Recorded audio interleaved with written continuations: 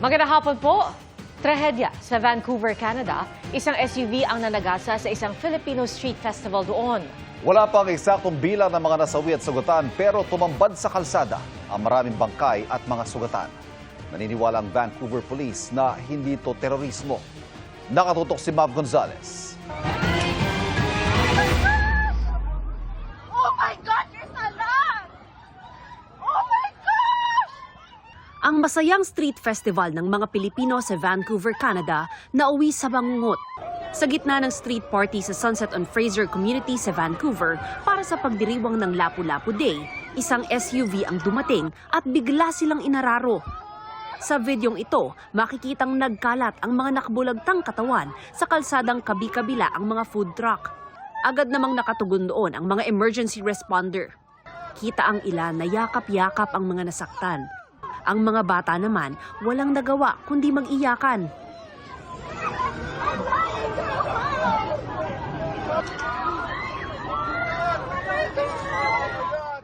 Ayon sa Vancouver Police, nangyari ang insidente pasado alas 8 ng gabi ng Sabado o alas 11 ng umaga ng Linggo sa Pilipinas.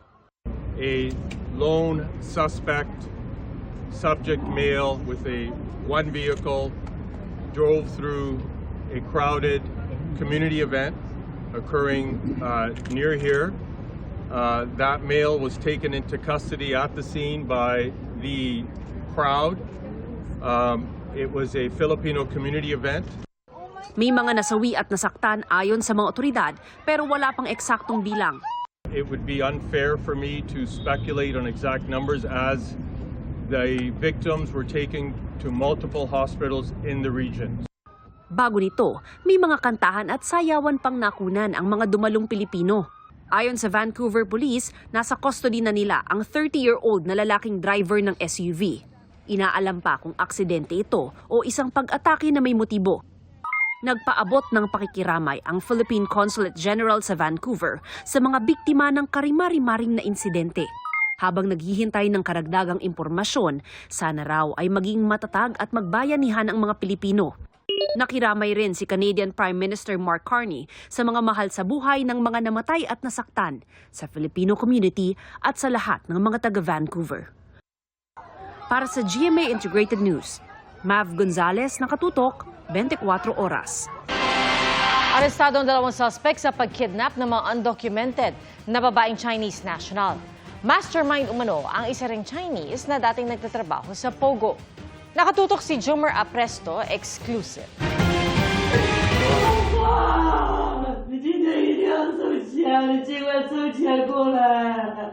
Kuha ang video na yan sa isang rest house sa Tagaytay City noong April 20. Ipinadala yan ng mga kidnapper sa katrabaho ng 41 anyos na biktima na isang interior designer. Proof of life daw ito para magpadala sila ng pera kapalit ng kalayaan ng biktima. Bagong krimen, makikita ang biktima na nasa isang hotel sa Malate, Maynila pasado alas 11 ng gabi noong April 17. Maya-maya, sumakay ang babae sa isang pulang kotse. Ayon sa pulisya, sakay nito ang Taiwanese national na driver, isang Pilipino at isang Chinese national. Isa raw rito, nakilala online ng biktima na inakala niyang makakadate niya. Pero miyembro pala ito ng isang grupo na ang modus, mangidnap ng mga undocumented na babaeng Chinese national. Haras nila ito, sasaktan at ilalabas yung mga available funds or money na nasa kanila. Makakuha ng konting pera, i-release na nila. Umabot sa 650,000 pesos ang nakuha ng mga sospek bago pinakawala ng biktima sa labas ng isang mall sa Parañaque noong April 21.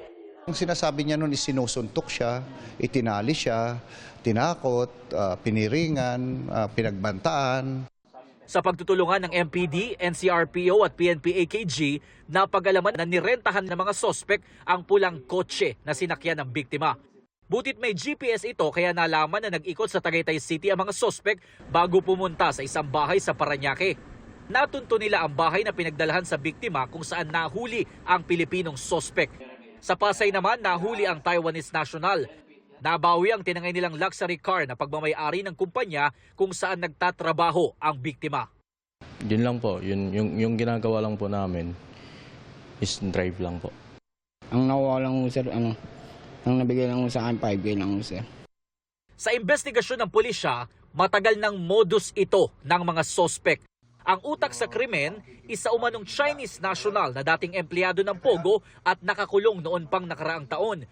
Sa mismong account nito pumapasok ang mga pera na nakukuha nila sa mga biktima bago nila paghatian at ipadala gamit ang crypto accounts. Nasa kustodiya ng MPD ang mga sospek na mahaharap sa patong-patong ng reklamo kabilang ang kidnapping at carnapping. Tinutugis ang Chinese national at isa pang Pilipino na lulan din ng pulang kotse. Para sa GMA Integrated News, Jomer Apresto nakatutok 24 oras.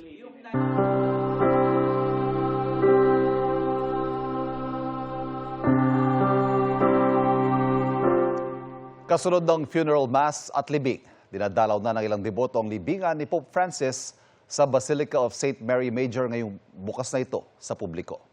At mula sa Rome, Italy, nakatutok live si Vicky Morales. Vicky? Yes, Ivan. Nandito na nga ako ngayon sa Basilica of St. Mary Major kung saan inilibing si Pope Francis. Nagpapatuloy ngayon ang Novemdiales o 9 na araw na pagluluksa at pagdarasal para kay Pope Francis. Maari nang madalaw ang kanyang himlayan dito po sa Santa Maria Maggiore matapos ang isang taimtim na funeral ceremony na sinaksihan ng libo-libo sa St. Peter's Square. Narito po ang aking report. Sinalubong ng palakpakan at pag-awit ang kabaong ni Pope Francis habang inilalabas mula sa St. Peter's Basilica sa Vatican City.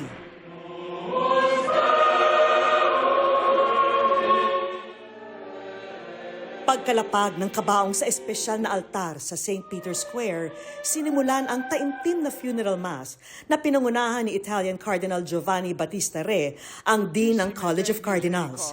Dinasalan at binasbasan ang kabaong ng Santo Papa.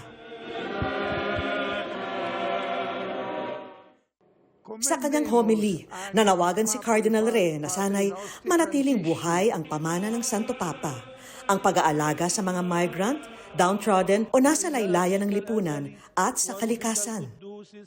Inulit din niya ang ilang beses na panawagan noon ni Pope Francis na sana tapusin na ang mga gera.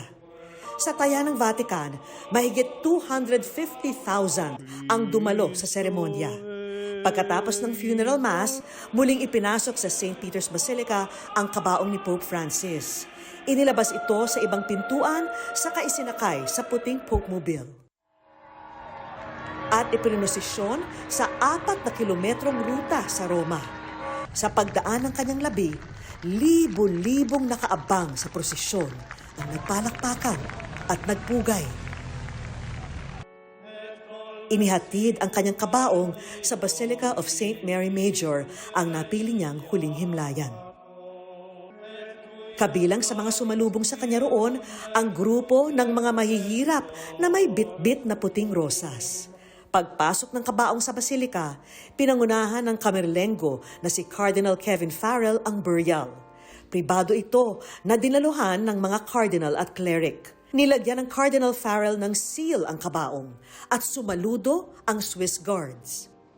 Alinsunod sa habilin ng Santo Papa, inilibing ang kabaong ni Pope Francis sa puntod na payak at may inscription lang na Franciscus. Sa pagbasbas ni Cardinal Farrell sa kabaong, magpugay ang mga cardinal at cleric. Ngayong araw, ilang deboto ang nakita ng dumalaw sa libingan ni Pope Francis, lalo't binuksan na ito sa publiko. Tanda rin ito ng simula ng Novemdiales o 9 na araw na pagluluksa at pananalangin. At ayun na nga, kasama ang mga kardinal na Pilipino sa mga nakiisa sa funeral mass at burial ceremony para kay Pope Francis. Gaya na Luis Antonio Cardinal Tagle na kinamusta ko sa Pontificio Collegio Filipino, kung saan nagdao siya ng isang misa. Pater, et Filius, et Spiritus Sancti. Saktong 1 linggo ang nakalipas mula nang pinangunahan ni Pope Francis ang Easter Mass sa St. Peter's Square. Nandito po tayo ngayon sa Pontificio Collegio Filipino. Dito po naninirahan ang mga kardinal kapag nandito sila sa Roma. At dito rin pangungunahan ni Cardinal Tagle ang isang misa. Kapansin-pansing nangayayat siya mula nang mawalan siya ng isang itinuring niyang mahal na kuya at gabay. Pagkatapos ng misa, magiliw siyang kinamusta ng mga bisita. Kasama na ang kapuso nating si Jessica Soho. Maging ang Pilipinong chef na si Jessie Sinsioco na ipinagluto ang Santo Papa nung bumisita siya sa Pilipinas. Ano bang paborito ng Santo Papa? Roast beef. Roast beef. Oo, talagang grabe yung roast beef. Talagang sabi niya, enjoy na enjoy siya doon. Agad ding umalis si Cardinal Tagle dahil ngayon magkikita ang mga kardinal sa Vatican at sabay-sabay na magbubus para bisitahin ang Santo Papa sa Basilica ng Santa Maria Maggiore. Mula sa Roma, Vicky Morales para sa GMA Integrated News. Yes, Ivan, no? At sa mga sandaling ito, yung haba ng pila na nakita natin sa St. Peter's Square dati, dito na lumipat sa likod ditong Basilica de Santa Maria Maggiore. Talagang ito yung para sa mga deboto na gusto ng masilayan, ang final resting place ni Pope Francis. At maya-maya, susubukan din natin makapasok dyan, no? Para makita rin natin itong inscription na Francisco. Maraming salamat.